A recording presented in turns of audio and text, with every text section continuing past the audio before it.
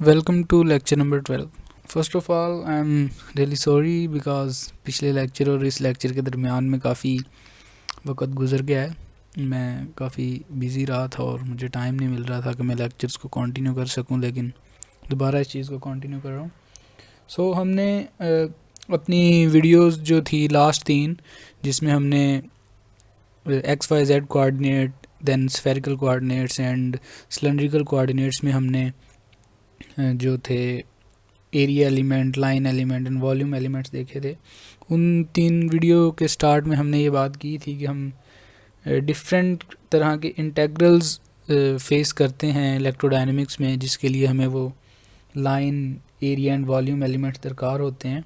तो अब हम उसके बारे में बात करते हैं कि वो हमारे पास इंटेग्रल किस तरह के होते हैं। ऑल्दो कि मैंने इसके बारे में लेक्चर नंबर आई गेस 9 के स्टार्ट में थोड़ा सा बताया भी था, लेकिन इसे दोबारा लेके चलते हैं। सो फर्स्ट हमारे पास आते हैं line integrals, and they look like this,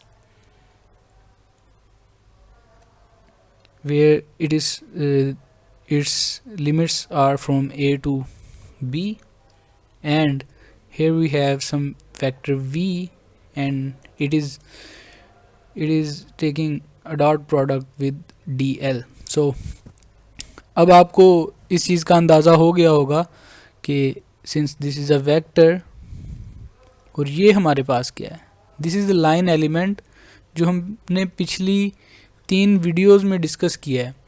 अब ये line element X Y Z में भी हो सकता है, ये आपके पास स्फेरिकल में भी हो सकता है, ये आपके पास सिलेंड्रिकल में भी हो सकता है।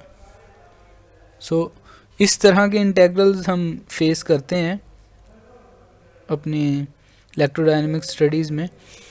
और अगर हमारे पास ये इंटेग्रल क्लोज्ड पाथ पर है तो इस इंटेग्रल की शक्ल चेंज होकर कुछ इस तरह से हो जाती है। यहाँ पर हम एक सर्कल बना देते हैं and then v dot dl. So this is the closed path integral if the limits are the same that. इसका मतलब ये है कि एक ही पॉइंट से स्टार्ट होकर इंटेग्रल वहीं पर आकर ख़त्म होगा। सो इसमें हम क्या कर रहे हैं, अपना डॉट प्रोडक्ट ले रहे हैं वेक्टर का लाइन इंटेग्रल के साथ, लाइन एलिमेंट के साथ। और फिर ये यूज़ कहाँ पर होते हैं हमारे पास, शायद आपने इस तरह का कोई इंटेग्रल देखा होगा जिसमें आप वर्क डन कैलकुलेट करते हैं और उसमें आप इंटीग्रेट करते हैं फोर्स को एक लाइन पे। सो this is the line integral कि आप उस लाइन पे इसको इंटीग्रेट कर रहे हैं। और ये एग्ज़ाम्पल जो है बड़ी एक अच्छी एग्ज़ाम्पल है, वो इसलिए कि इस फोर्स के केस में, इस वर्क डन के केस में जो हमारे पास इंटेग्रल आता है वो independent of the path followed होता है। वो डिपेंड कर रहा होता है कि हमारे पास इनिशियल और फाइनल पॉइंट्स क्या हैं।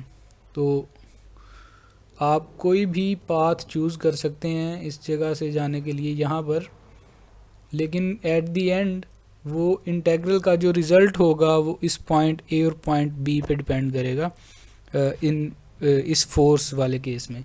तो ये इंटेग्रल बहुत ज़रूरी होते हैं। इसके बारे में हम आगे देखेंगे कि ये किस तरह के इंटेग्रल होते हैं जो only starting and ending point पे डिपेंड करते हैं। तो इन जनरल इस तरह नहीं होता कि स्टार्टिंग और एंडिंग पॉइंट पे डिपेंड करेंगे, लेकिन इलेक्ट्रोडायनेमिक्स में एक स्पेशल केस आता है, वो हम मे बी नेक्स्ट वीडियो में देखेंगे। सो एक तो ये हमारे पास लाइन इंटेग्रल्स आ गए हैं। दूसरे हमारे पास आते हैं path integrals, line integrals are the path integrals. दूसरे हमारे पास आते हैं सरफेस इंटेग्रल्स और area integrals. So the second one are surface और एरिया इंटेग्रल्स। जैसा कि अब इसके भी नाम से ही क्लियर है, तो इन दिस केस हमारे पास क्या होगा, हम सरफेस को इंटीग्रेट कर रहे हैं तो हमने s लिख दिया है, एक v वेक्टर को हम एक सरफेस के साथ इंटीग्रेट कर रहे हैं। So now this dA it can be in x y z, spherical और सिलेंड्रिकल। सो ये किसी भी कोऑर्डिनेट सिस्टम में हो सकता है जैसा कि आपको प्रॉब्लम के हिसाब से गिवन होगा। और अगेन अगर हमारे पास जो एरिया है वो एक क्लोज्ड सरफेस बना रहा है, फॉर एग्जांपल अगर हमें बता दिया जाए कि जो एरिया एलिमेंट है वो एक क्लोज स्फेयर का है, right, on the surface of the sphere, then this will be closed integral v dot D A. So तो ये इस तरह से कुछ होगा। अब इसमें एक एम्बिग्विटी है हमारे पास कि इसकी डायरेक्शन हमारे पास क्या होगी, कि हम कौन सी डायरेक्शन ले रहे हैं। तो ट्रेडिशनली ये होता है कि हम आउटवर्ड आ रहे होते हैं, कि इंक्रीजिंग आर या इंक्रीजिंग फ्लक्स होता है हमारे पास, कि हम फ्रॉम ज़ीरो टू इन्फिनिटी जा रहे होते हैं और आउटवर्ड डायरेक्शन जो है, ग्रोइंग डायरेक्शन, उसको हम पॉजिटिव लेते हैं। सो हम एक्चुअली क्या हो रहा है कि जैसे जैसे हम सरफेस बढ़ा रहे हैं हमारा वॉल्यूम कवर हो रहा है ज़्यादा से ज़्यादा। So it is analogous to the flux, के हम कितना फ्लक्स है वो कैलकुलेट कर रहे हैं।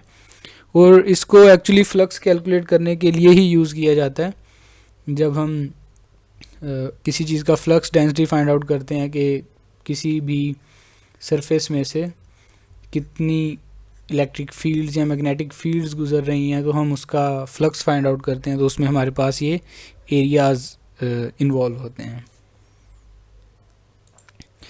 लेकिन जिस तरह हमारे पास इलेक्ट्रोडायनेमिक्स में लाइन इंटेग्रल्स के लिए एक स्पेशल केस है जिसमें इंटेग्रल जो है वो ओनली एंड पॉइंट्स पे डिपेंड कर रहा है, इसी तरह हमारे पास इलेक्ट्रोडायनेमिक्स में सरफेस इंटेग्रल्स के लिए भी एक स्पेसिफिक केस है जिसमें वो सरफेस पे डिपेंड नहीं करेगा। इन जनरल वो कंप्लीट सरफेस पे डिपेंड करेगा, surface area surface integral.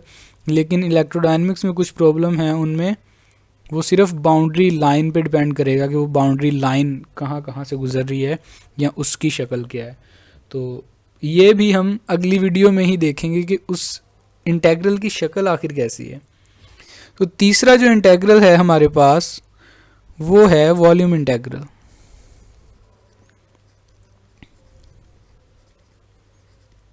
So in this volume integral we integrate volume, and here we have some scalar quantity t, and here we have d tau, that is the volume element, and it can be in any form x, y, z, or spherical, or maybe the cylindrical coordinate system. So these are the three types of integrals we majorly encounter in our electrodynamics problems. So this is just for the start of the integral calculus, and maybe I will do one more video on it. So ये सिर्फ आपको बताने के लिए था कि हमारे पास ये तीन इंटेग्रल्स जो हैं मेजरली यूज़ होते हैं। आगे हम फंडामेंटल थ्योरम देखेंगे कैलकुलस के, जो कि हमारे पास इन इंटेग्रल्स को इनकॉर्पोरेट करते हैं, और वहाँ पर हम देखेंगे कि वो कौन से स्पेशल केसेस हैं जिनके बारे में हम इस वीडियो में बात कर रहे थे।